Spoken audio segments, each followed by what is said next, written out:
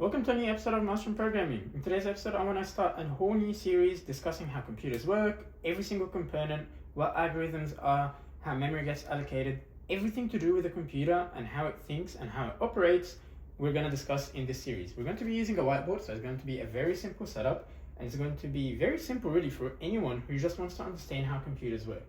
Aside from actual technical series or technical episodes like this one, we're also going to be getting into some discussions about how thinking actually works, the difference between thinking between humans and between computers, and we're going to understand how different components in computers allow this thinking to happen.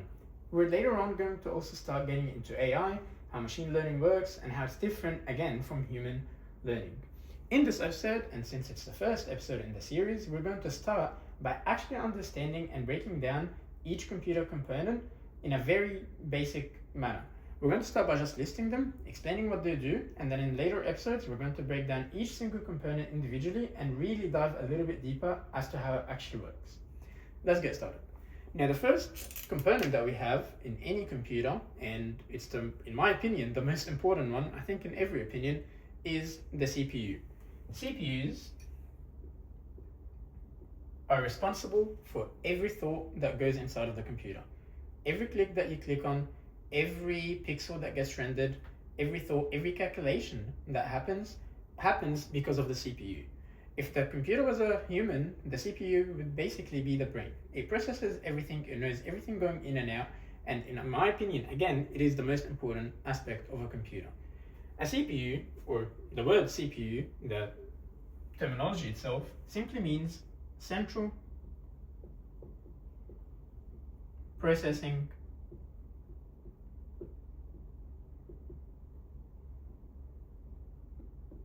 Unit.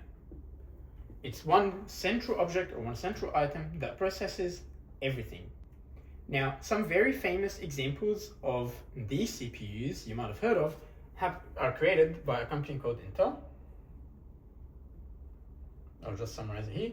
And from these, you get your i7, your i5, your i3, and so on. You also have another company that creates them, AMD. And Apple now also creates their own computer chips or their own CPUs. So things like the M1, the M2, 3, and 4, they're all created by Apple, and they're really good processors actually. But what this means is that these companies basically create the computer brain, the brain that is used for processing all the information that happens inside of a computer. We're going to get into exactly how CPU works in later episodes, but for now, that's all the information that you need to know.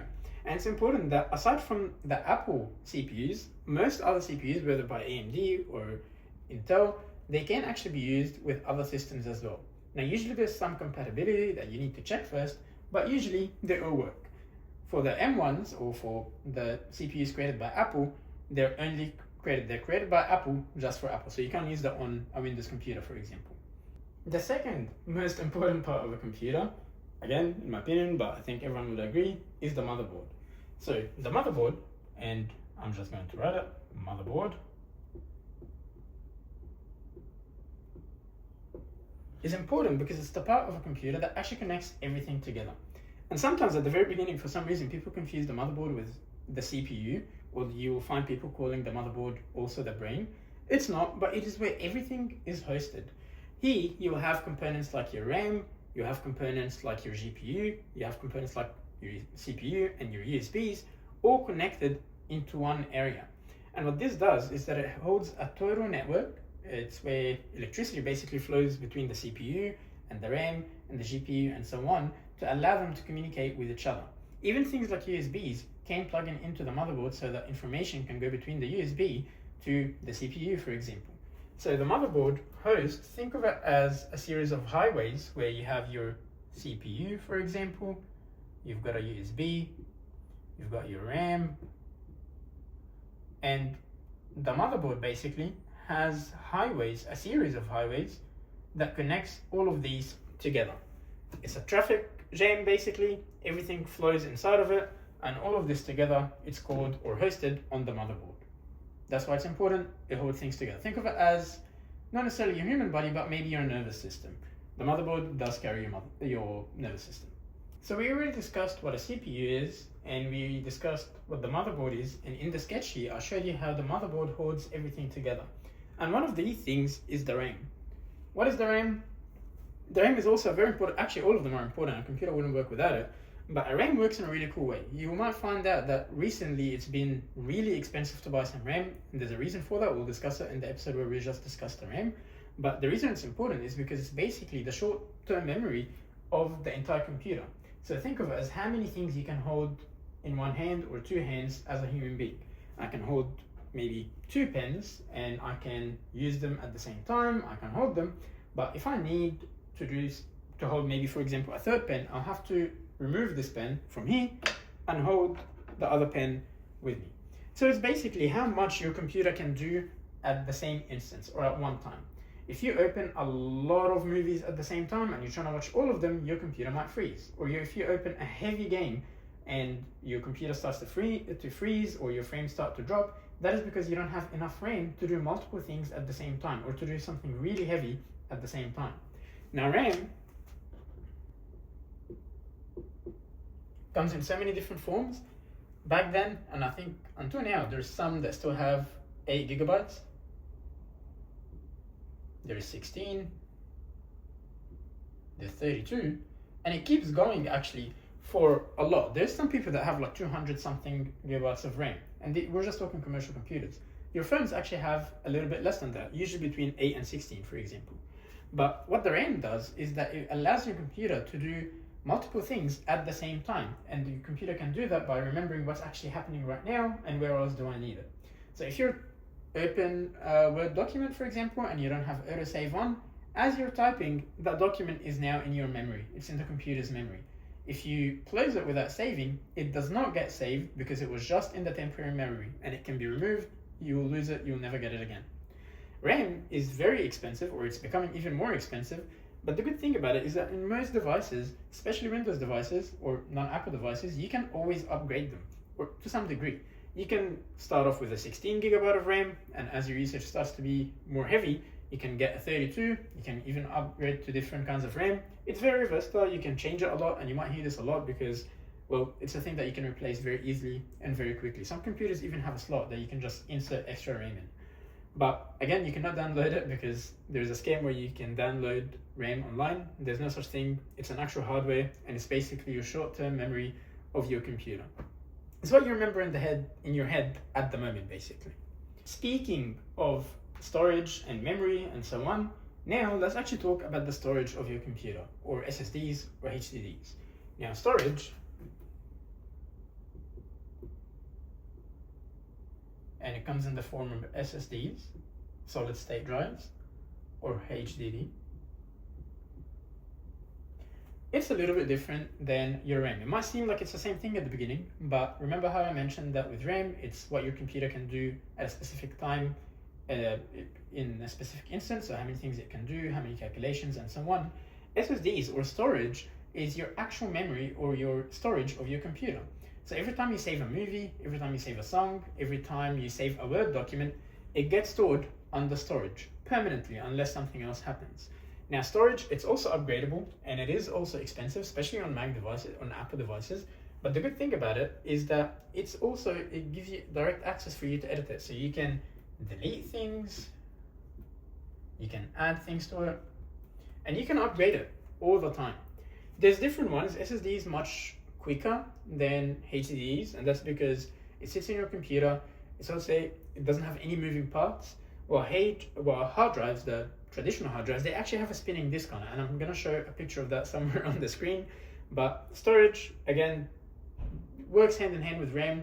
As you're saving things, they go from RAM towards your storage. So we already spoke about RAM, we spoke about storage or hard drives, we spoke about the CPU and the motherboard. The other part, which I would call the artist of this whole game or of this whole machine, is the GPU. And GPU, you can try guess, it simply stands for your graphics processing unit.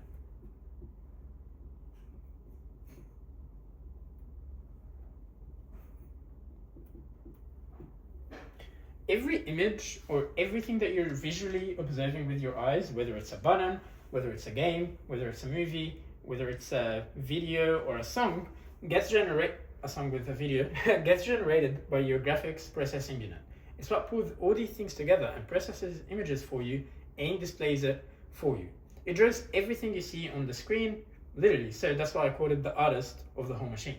Because without it, you wouldn't be able to have anything visually really on a machine. So you might hear of this when you're trying to get into gaming. You might need to be upgrading your GPU. And again, the good thing is that most of the time you can actually constantly upgrade them, again, unless you have an Apple device. But you can constantly upgrade it to suit your needs. So if you're someone who's just going to be spending time on Word and Excel and so on, you might not need a fancy GPU. But if you're going to be gaming or rendering movies and so on, you definitely need to start upgrading your GPUs to something much more expensive, for example, and something much more, that can handle much more processes at the same time. The last three items or components of the computer that I'm going to explain, they're very easy, is the power supply,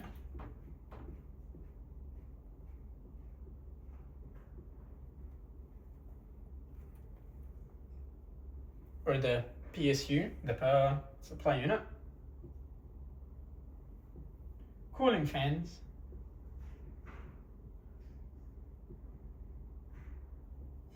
and finally the case. Now you can probably guess what each of these do just from the names, but power supply basically is the heart of your machine. It provides the electricity or the power supply needed to run all these components that I just mentioned. At the moment, you can either plug it in directly into your wall and have it constantly generating electricity. You can also have a nice battery in it, which I guess we can add battery as a computer component to save that power and use it later on. You also have your cooling fans, so everything that I just mentioned, whether it's the GPU, CPU, your RAM, or your storage, all of this draws in a lot of heat. It gets really hot when you're processing a lot of things, or even when you just have it on. And so a cooling fan to actually physically cool everything down means that things will work efficiently. Computers actually work at an ultimate temperature. If it gets too hot or gets too cold, things start to not work too well. And so because they automatically get too hot, our solution is to have a cooling fan that keeps them at that lower temperature. And finally, your case. Now this is actually one of the cooler options or cooler components in a computer, because you can customize it how you want. And I personally prefer very small cases. I use a Mac Mini, so it's very tiny. I don't have that much options. But if I have a gaming PC, I would customize it, I would add things to it, I would also make it rugged, but make sure the air goes through properly. And so the case has a lot of options where you can visually show people your creativity and your art in it. These are all the most important components that I wanted to go over in this episode for computers. What I will do in this entire series is that we're going to break down each of these components that we mentioned, starting with an episode for CPU.